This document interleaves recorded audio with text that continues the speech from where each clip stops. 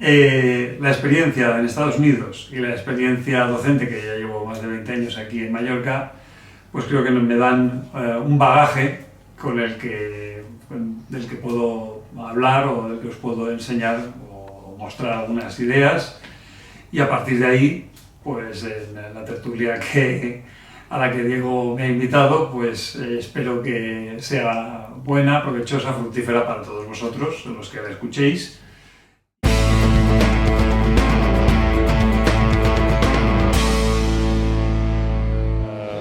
Soy Joan Miquel Llabrés y soy profesor de secundaria y de bachillerato, de geografía e historia principalmente. Llevo dando clases pues más de 20 años, porque empecé por allá en el año 99, trabajo en un par de colegios concertados aquí en Palma, y aparte de ello pues durante 2 cursos sí que he estado fuera en Estados Unidos, uno en el año 16-17 y recientemente el curso pasado, el 21-22. Y bueno, pues la experiencia que tengo, pues de alguna manera me permite un poco, espero daros algunas pinceladas con la Agenda de 2030 que recientemente se ha aprobado, y a la que la mayoría de países occidentales, entre ellos España y el Gobierno de España, se ha adherido y se ha sumado pues de 2030. Lo de 2030 no me gusta mucho, que es un anglicismo, esa Agenda 2030, no 2030. Y esta agenda, pues uno de ellos es el del tema de la educación, una educación de mayor calidad, con mayor inclusividad, con mayor igualdad, coeducación.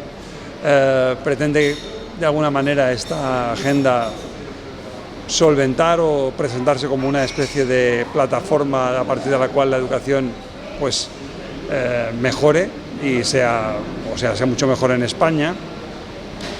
Y para eso, por ejemplo, se ha introducido recientemente, y muy recientemente, porque fue el mes pasado, la famosa nueva ley, la LOMLOE, una nueva ley educativa, una más que hemos tenido, de las que hemos tenido en España en los últimos años, que han sido ya varias.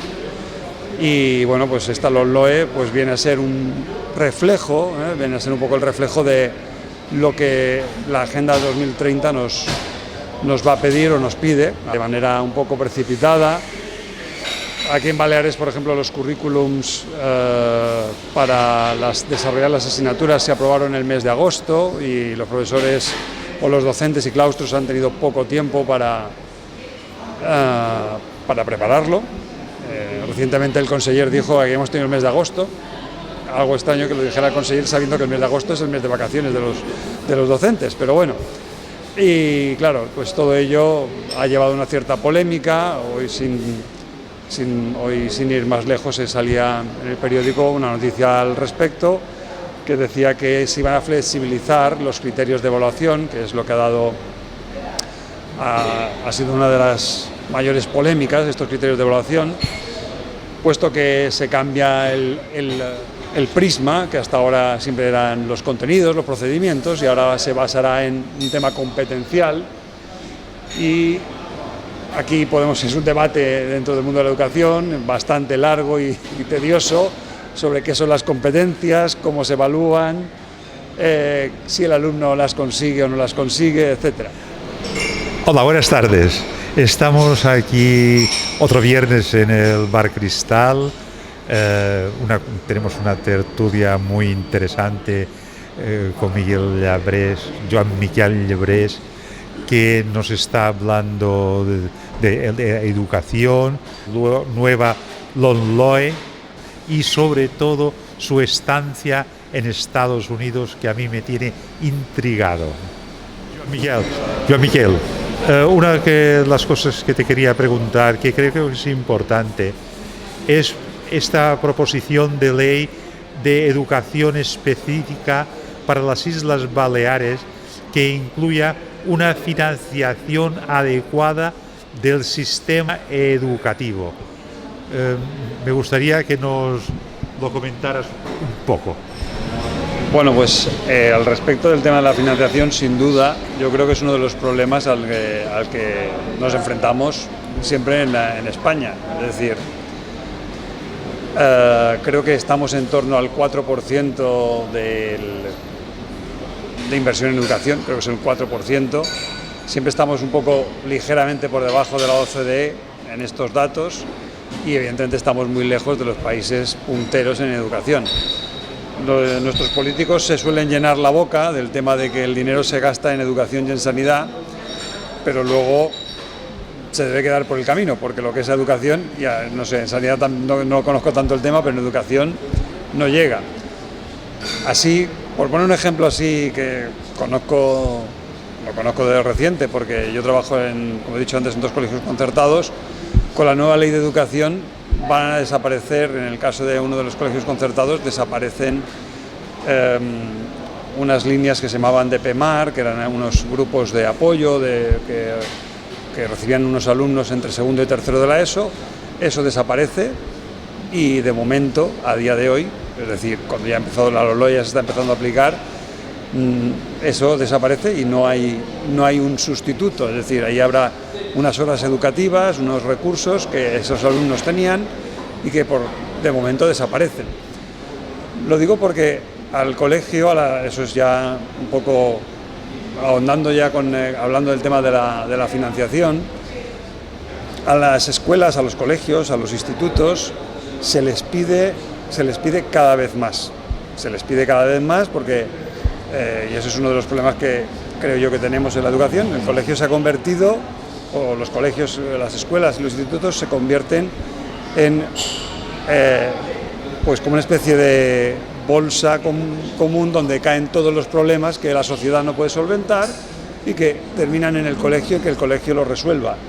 Tenemos que lidiar con cualquier tipo de ocurrencia que termina dentro del colegio, pues desde, pues no sé, ahora se me ocurre, ahora recientemente ha salido el tema de la nutrición, para que haya una asignatura de nutrición en las escuelas, que haya asignaturas también que hagan referencia a la educación vial, la educación sexual, cualquier cosa termina en el colegio. El colegio tiene que soportar, diríamos de alguna manera, ya no solamente los temas académicos, que tradicionalmente era para lo que el colegio o la educación en los colegios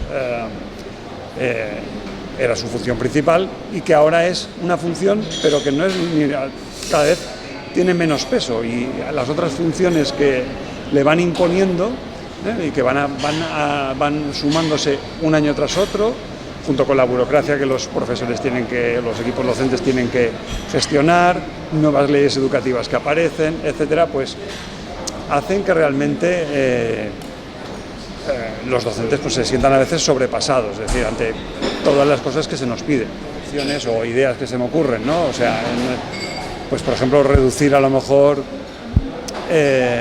o hay que reducir asignaturas, o hay que reducir ratios de alumnos para poder llegar y atender mejor a los alumnos que tienen más dificultades, es decir, pero claro, eso cuesta dinero y ya sabemos que lo que cuesta dinero pues no sale grande. El tema del fracaso escolar, que en España en los últimos años se ha disminuido, desde la pandemia se ha disminuido de manera milagrosa. Y vamos a decirlo así porque los que somos docentes sabemos que hay detrás de esos datos, de esas mejoras en los últimos años, hay un poco de trampa. Hay un poco de trampa porque detrás las administraciones educativas han ejercido, entre comillas, presión por mejorar esos números. Cada vez que hay elecciones, los políticos piensan en un plazo muy corto, en 4 años, y por tanto quieren mejorar esos datos en esos 4 años. Nadie piensa en la educación a medio o largo plazo, que es como se debería pensar, y entonces lo que le interesa al político o a los políticos es, bueno, pues ese número de suspendidos, ese número de repetidores, que baje lo más rápido posible. Con la excusa de la pandemia fue muy bien, porque claro, dejó de haber repeticiones, y a partir de ahí la puerta de la repetición se ha cerrado prácticamente. La repetición cada vez es algo más insólito. Cuando tienes que hacer repetir un alumno requiere de una gestión burocrática impresionante, con lo cual los equipos equipos o los claustros deciden que, bueno, quitando casos muy excepcionales, no se repite. La LOMLOE en ese aspecto ahonda más, es decir, ya digamos que la LOMLOE lo que pretende es que las repeticiones sean totalmente, con cuentagotas, no pueden. Entonces, el fracaso escolar sigue estando ahí, seguimos teniendo números altos de fracaso escolar, pero se han ocultado detrás de el número de aprobados y de no repetidores. Sí, yo quería consultarle al punto del fracaso escolar. Respecto de los profesores, yo conocí que en mi época había una vocación por enseñar muy importante. La gente se preocupaba, dedicaba, como decían ellos, el fruto de mis mejores años a la enseñanza y demás. Hoy en día les veo un poco más, quizás cansados de tanto desasosiego, porque el alumnado ya no respeta el principio de autoridad, porque no dedica el tiempo que debía a las clases, como bien has apuntado tú, ya no hay repetidores, es decir, que se van a encontrar con un nivel y una serie de gente que va desde luego a ralentizar la clase o poner pegas a los siguientes cursos. Entonces, decirte, esto se mantiene, y te hago un pequeño comentario. Cuando yo estudiaba, tenía clases por la mañana, por la tarde, incluso los sábados por la mañana. Iba a un colegio de religiosos. A este respecto, ¿qué puedes apuntar tú de estos puntos que te he dicho? Perdona. Bueno, yo creo que la vocación el docente siempre la tiene. Vamos, quiero decir que el que se dedica a la docencia y lleva años, vocación tiene, porque si no tienes vocación, al cabo de poco tiempo lo has dejado y te has dedicado a otra cosa. Yo he conocido a gente que lo empezó, no le terminó de gustar, o no tuvo la suficiente vocación y entonces pues lo dejó, ¿no? Lo que pasa es que es verdad, seguramente, que hoy en día hay una idea que corre mucho y se utiliza mucho, y es el tema de la vocación y el tema de las emociones, y de que los profesores tenemos que emocionarnos más con nuestra profesión y ser... Pero eso no puede enmascarar que el docente puede tener una vocación muy fuerte, sentirse a gusto dando clase y ir al colegio con ganas, pero eso no tiene que enmascarar que al final tenemos que ser profesionales, y la profesionalidad no la podemos tapar con vocación o pasión. Es decir, porque la vocación o la pasión, habrá momentos de tu vida, o habrá momentos del día, o habrá momentos del curso escolar que no la tienes por X motivos, y por tanto uno no puede estar al 100% de pasión o de vocación, y lo que hemos de ser es profesionales y de hacer un trabajo bien hecho. Entonces, para ser profesionales y hacer un trabajo bien hecho, necesitamos herramientas útiles, y que en este caso lo que no puede ser, vamos a decirlo así, es que, pues no sé, como nos sucede ahora, que nos cambien la ley de un mes para otro, o que se nos pida que atendamos a 30 alumnos en un aula, y se nos pide, por ejemplo, que atiendas a alumnos con necesidades educativas especiales, alumnos con dislexia, alumnos con disgrafía, alumnos de altas capacidades, y todo eso con pocos recursos. Porque los recursos, aunque los hay más que pues cuando a lo mejor vosotros estudiabais, tampoco, o cuando yo estudiaba, tampoco han aumentado de manera exponencial. Simplemente hay algunos recursos, pero el profesor muchas veces se ve sobrepasado por las circunstancias de tener a grupos de alumnos, algunos pasivos, algunos disruptivos, y luego pues todos estos tipos de alumnos, de variedad de alumnos, como acabo de explicar, a los que tienes que atender, y que con vocación y pasión no basta. No basta la vocación y la pasión, es necesaria también esa profesionalidad y esos recursos. Sin esos recursos, sin esa vocación y sin esa profesionalidad, la vocación entra por la puerta y sale por la ventana. Y entonces, ahora por ejemplo, recientemente, que hoy hubo un debate, ya os digo que siempre el debate político está ahí con el tema de la educación, y creo que salió, no recuerdo en qué comunidad autónoma, creo que era de Madrid, un político diciendo que iba a abrir los colegios 11 meses 11 horas al día, eso, o sea, eso es llenarse la boca de cosas que realmente no sirven. Es decir, no, el colegio no tiene por qué estar abierto más horas al día o más meses al año. Los puede estar, pero habrá que buscar esos recursos, porque claro, lo que vas a hacer es quemar a un profesorado que ya de por sí su vocación cada vez se le siente más afectada. ¿Vale? Entonces no basta una vocación, hay que ser profesional y eso requiere de herramientas y recursos. Una pequeña cuña nada más. Y lo de la evaluación al profesor para medir lo mismo que se mide al alumno, el grado de eficiencia, el grado de aplicación, el grado de adaptación y de preparación. ¿Qué tendrías que decir? Bueno, en eso sí que, en mi estancia en Estados Unidos, en eso sí que me ha servido para ver que allí es tradicional, bueno, tradicional no, es muy normal que la evaluación al profesorado. Entonces, nadie se lo toma a mal, quiero decir que es un tema que está totalmente asumido, el tema de que, en este caso, los equipos directivos o profesionales que se dedican a la evaluación del profesorado y no tiene ninguna, diríamos, particularidad. La gente pues yo, por ejemplo, este año pasado que estuve en Illinois, en el colegio era un middle school para octavo grado, lo que sería equivalente al segundo de la ESO aquí, entraron a evaluarme de manera informal pues 3 o 4 veces y de manera formal, que si yo no recuerdo mal fueron 2, en las que tienes que redactar un informe y hacer una burocracia. En Illinois. Aquí no, aquí es verdad que no estamos acostumbrados, hay resistencia, porque claro, supone una mayor burocracia. Y aquí de burocracia ya tenemos bastante. Ahí en Estados Unidos no hay tanta, y claro, cuando la que hay, pues si la pueden dedicar a esto, pues supongo que el profesor no está tan, entre comillas, quemado, mientras que aquí en España la burocracia ya nos come a los profesores. Y luego, pues claro, si añadimos la de la evaluación externa, pues claro, eso quieras que no. ¿Qué tal? Buenas tardes.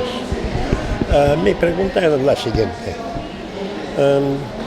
Desde hace muchísimos años estamos viendo que la enseñanza cada día va a menos. Pero sí que hay unos señores que son los que llevan el poder, que son los políticos, que cuando entran quieren implantar o implantan de por sí sus ideas políticas a la escuela.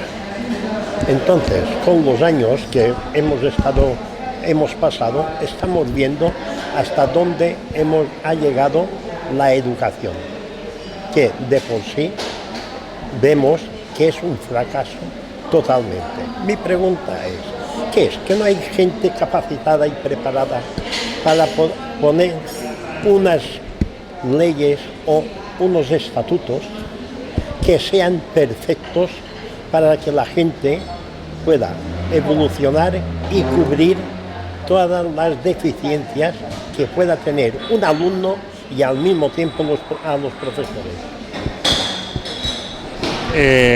Bueno, como ya he comentado antes, los políticos tienen mente a corto plazo. A ellos les interesan las próximas elecciones. Esto es así de claro, ¿eh? Todos los partidos políticos piensan en las próximas elecciones.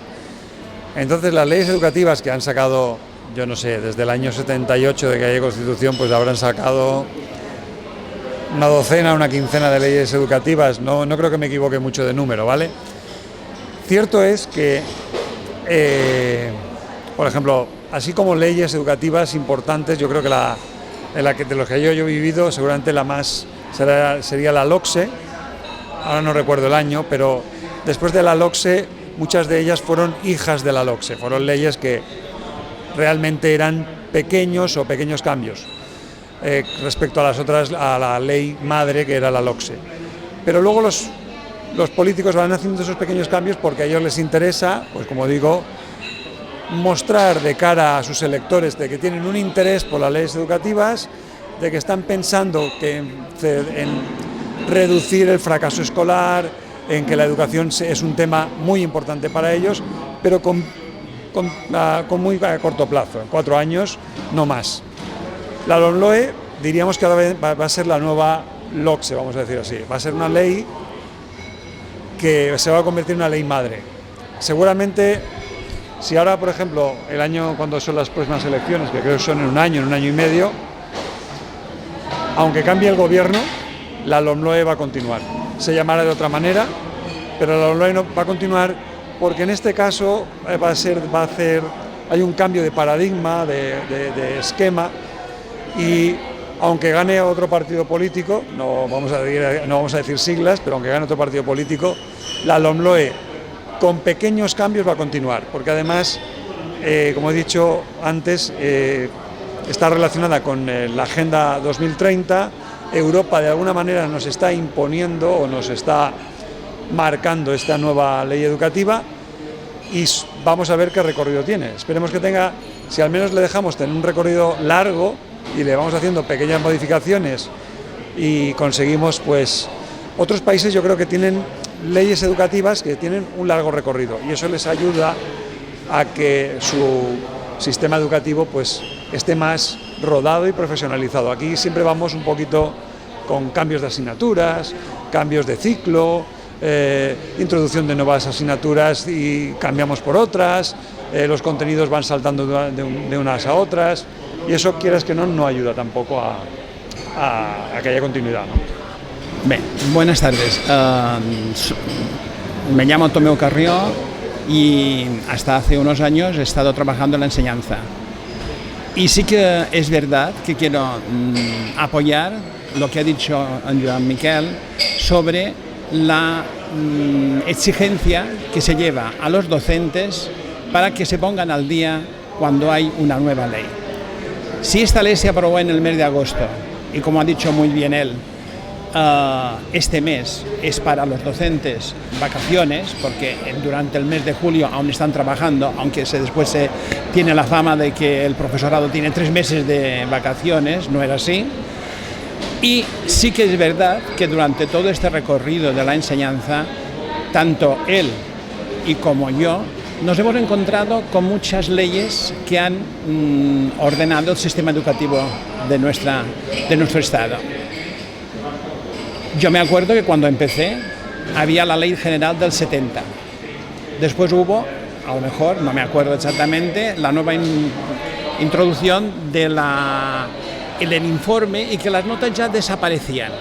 Después vino la LOTSE y se habló de las competencias. Y ahora hemos vuelto a hablar de competencias también para evaluar a los alumnos. Yo la pregunta que hago, porque estoy, y no estoy en el ajo ahora y estoy, a pesar de que estoy leyendo todo lo que va aconteciendo en el mundo de la enseñanza, los padres, ¿cómo han tomado esta nueva imposición de que los alumnos tienen que empezar con un nuevo sistema educativo? ¿Han sido suficiente la información en los aspectos de currículums y en los aspectos de evaluación? Porque se habla mucho de las competencias y de un tanto por ciento a evaluar. No sé si es que las notas ya han desaparecido. A ver si me puedes aclarar esto o qué sabes últimamente de este tema. Gracias. Bueno, lo que nos han dicho o lo que hemos recibido, y yo me leí los currículums en este caso de geografía e historia. Y luego, bueno, lo que se nos ha explicado a través de diferentes claustros, reuniones virtuales, vídeos de YouTube que ha colgado la Consellería de Educación y demás. Bueno, hay algunos cambios que son importantes. Los padres, en general, tienen un gran desconocimiento. Es decir, los alumnos también. De hecho, cuando los alumnos llegaron el primer día, para ellos pensaban que todo seguía con normalidad. Y empiezan a ver los cambios ahora que va avanzando el curso. Un ejemplo es que de estos cambios es que, por ejemplo, van a desaparecer las evaluaciones, ya no habrá primera evaluación, segunda evaluación, tercera evaluación.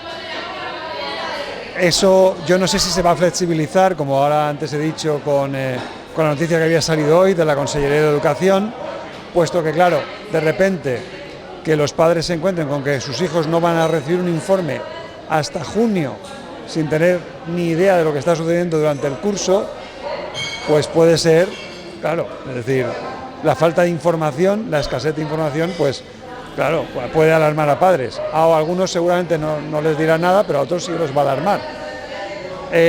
Además, se puede alargar hasta el final del ciclo, con lo cual se puede alargar por 2 años en los que tú puedes pasar de curso tranquilamente, porque realmente tu evaluación será al final de, por ejemplo, al final del segundo de la ESO. No en primero de la ESO, sino al final del segundo de la ESO. Con lo cual podrías pasar 2 años escolares sin haber recibido ninguna información, diríamos, o informe oficial, ¿eh? Claro, todo eso puede asustar a los padres, algunos los alarmará, otros realmente no tienen idea, porque lo que les llega son pequeños ecos, y los que estamos más en la línea de guerra, en la línea de frente, somos los docentes, que de repente te encuentras con que todo cambia.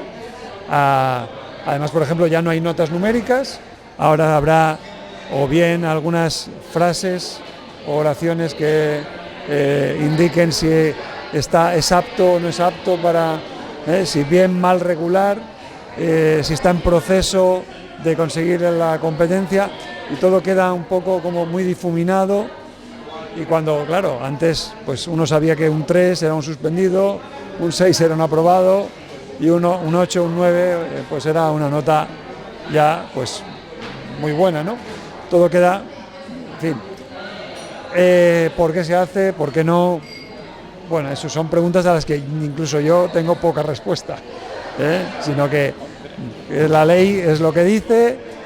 Ahora veremos esa flexibilización, a ver cómo queda este curso, pero está claro que la LOE va a seguir para adelante, va a seguir hacia adelante. El año que viene ya se implantará en segundo y en cuarto de la ESO. Otro aspecto a destacar de la estancia en Estados Unidos es lo que serían las juntas de educación. Allí se llaman Board of Education, las que están representados los docentes, la administración a través de los equipos directivos, y los padres y madres de los alumnos de los colegios o institutos, de los middle school, high school, en fin, etcétera, tienen un peso importante de decisión en la educación de los hijos. Lo comento porque aquí en España esto cada vez las familias cada vez están un poco más arrinconadas.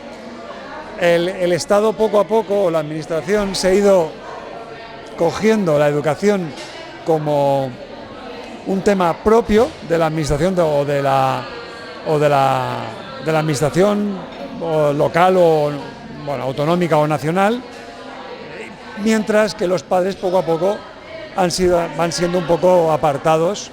Es verdad que hay muchas familias, y eso hay que decirlo, que no tienen ningún interés, piensan que el colegio o la escuela o el instituto, como ellos pagan los impuestos, pues ya tienen que educar a sus hijos, pero creo que en un sistema educativo, si queremos que funcione, hay que implicar a los padres y madres, a las familias, en el mayor número posible, si queremos que funcione y que salga adelante.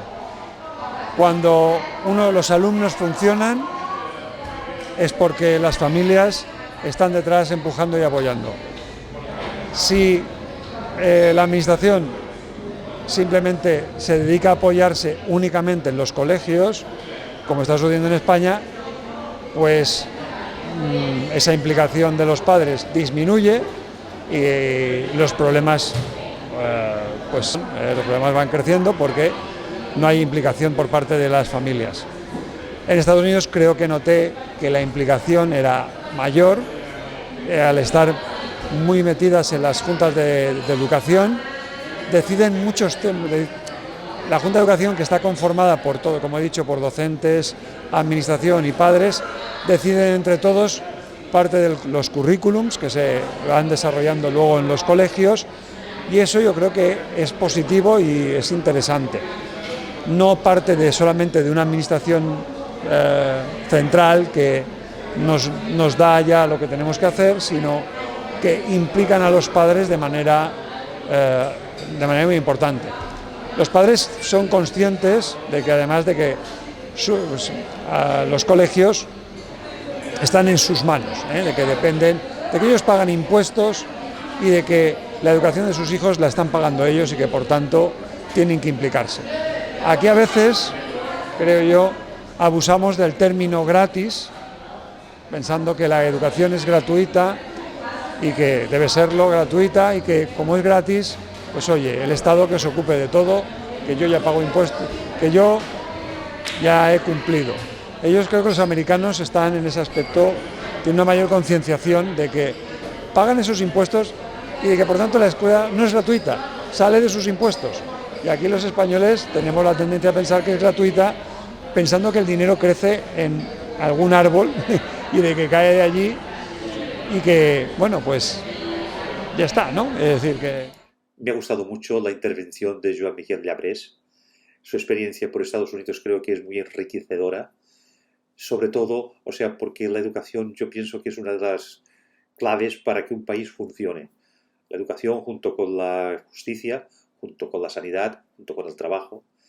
Y pienso que hemos de poner todos los medios para que esta materia que es la educación salga adelante sin improvisaciones. Yo creo que tendría que haber más partidos, más personas que estén involucradas. No puede ser que cada gobierno que venga cambie y ponga sus cosas. Pero bueno, veremos a ver qué pasa y espero que ese de construir de los objetivos de la Agenda 2030 nos sirvan para concienciarnos más y darnos cuenta de si estamos haciendo o se están haciendo las cosas bien o se están haciendo no tan bien.